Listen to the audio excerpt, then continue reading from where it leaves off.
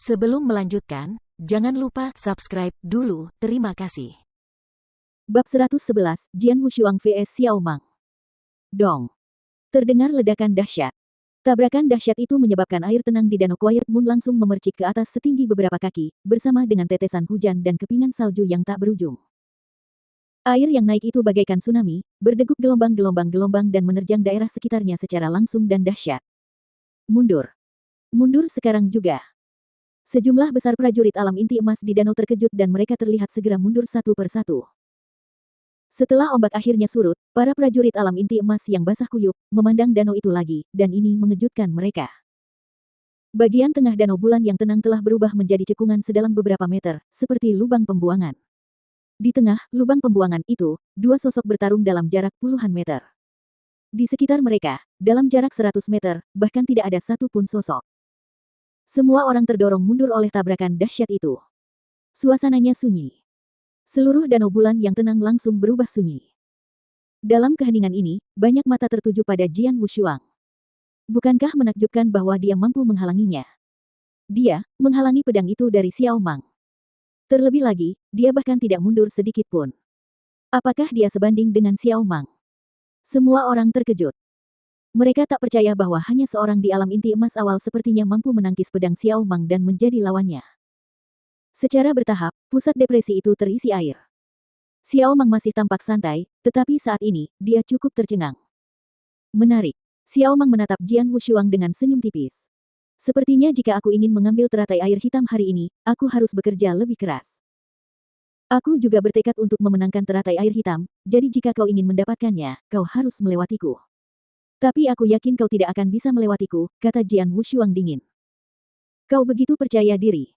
Di matanya, Xiao Mang menunjukkan ketertarikan yang besar. Kemudian dia melirik ke sekeliling dan berkata sambil menggelengkan kepalanya, ada terlalu banyak orang di sini, jika kita bertarung satu sama lain di sini, aku khawatir akan sulit bagi kita untuk menunjukkan kekuatan kita yang sebenarnya. Bagaimana kalau kita adakan kompetisi di sana? Xiao Mang menunjuk ke sebuah gunung tinggi di dekatnya dan tertawa. Jian Wushuang melirik gunung itu dan mengangguk pelan, baiklah. Haha, kalau begitu ikut aku. Xiao Mang tertawa, dan mereka langsung berlari menuju gunung. Laosi, kau tetaplah di sini, Jian Wushuang memperingatkan Su Rou. Jangan khawatir, aku berjanji akan mendapatkan kembali teratai air hitam. Kemudian Jian Wushuang juga bergegas menuju gunung. Hati-hati, Su Rou mengingatkannya, tetapi Jian Wushuang sudah hilang dari pandangannya. Di danau bulan yang tenang, sejumlah besar prajurit alam inti emas masih dalam keadaan terkejut. Siapa orang itu? Apakah dia hanya berada di level inti emas awal? Sungguh menakjubkan, kekuatan konfrontasi itu terlalu kuat. Tidak diragukan lagi bahwa Xiao Mang memiliki kekuatan yang hebat. Bagaimanapun, dia sudah mapan. Namun, sungguh luar biasa bahwa seorang yang berada di alam inti emas awal dengan pedang dapat menandingi Xiao Mang. Banyak pendekar alam inti emas membicarakan hal itu. Tiba-tiba, Gu Tao yang berdiri di atas air sebelumnya menyelam ke dalam danau. Banyak orang di sekitar menyadari hal ini. Astaga! Plus biji teratai air hitam. Sialan! Cepatlah menang. Benih teratai air hitam di dalam air. Bersainglah dengan cepat. Sejumlah besar prajurit alam inti emas di permukaan air segera bereaksi. Sekelompok prajurit kemudian menyelam ke dalam danau. Ingat, Xiao Mang baru saja memenangkan teratai air hitam, tetapi dia melemparkan 7 biji teratai ke danau dengan santai. Meskipun sudah lama, 7 biji teratai pasti ada di dalam air. Karena biji teratai air hitam memiliki wangi yang unik, tidak sulit untuk menemukannya. Tak lama kemudian, benih teratai air hitam pertama ditemukan. Seketika pembantaian brutal pun terjadi setelah benih itu ditemukan. Ketika hampir semua pendekar menyelam ke dalam air danau untuk mencari benih teratai hitam, di danau itu, ada seorang gadis berpakaian hitam bernama Su Rou yang menatap gunung tinggi itu dengan matanya yang gelap. Lao San. Ada sedikit kekhawatiran di mata Su Rou. Dia tidak khawatir apakah Jian Wushuang mampu membawa teratai air hitam kembali padanya atau tidak, tetapi khawatir terhadap keselamatan Jian Wushuang. Lagi pula, pria yang sedang bertarung dengan Jian Wushuang adalah Xiao Mang yang menduduki peringkat 22 dalam daftar naga bumi. Dan Xiao Mang telah menjadi terkenal di daftar naga bumi selama bertahun-tahun, dan selama tahun-tahun ini, ia jarang bertarung dengan orang lain, itulah sebabnya ia masih berada di peringkat 20-an. Namun, mengenai kekuatan aslinya, siapa yang tahu? Saya harap Lao San benar-benar dapat menandingi Xiao Mang. Bahkan jika dia tidak dapat, selama dia selamat, itu akan baik-baik saja. Dengan ekspresi dingin, Su Rou melirik danau di bawah kakinya, dan saat berikutnya, dia juga langsung menyelam ke dalam air untuk berpartisipasi dalam kompetisi untuk mendapatkan benih teratai air hitam.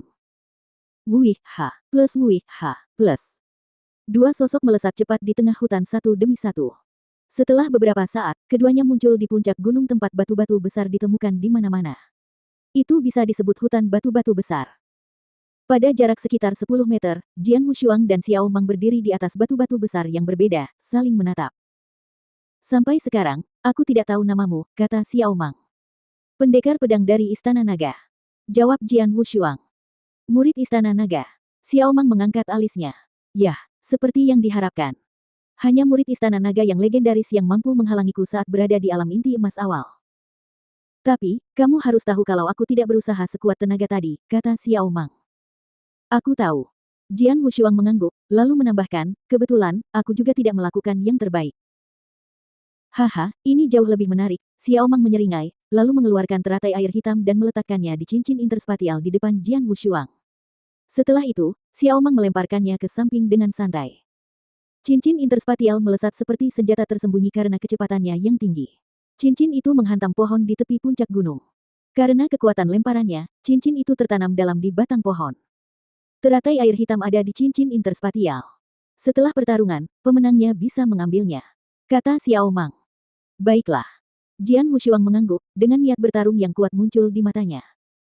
Keinginan serupa untuk bertempur pun berbinar di mata Xiao Mang. Darahnya diam beberapa lama, tetapi saat ini mulai mendidih.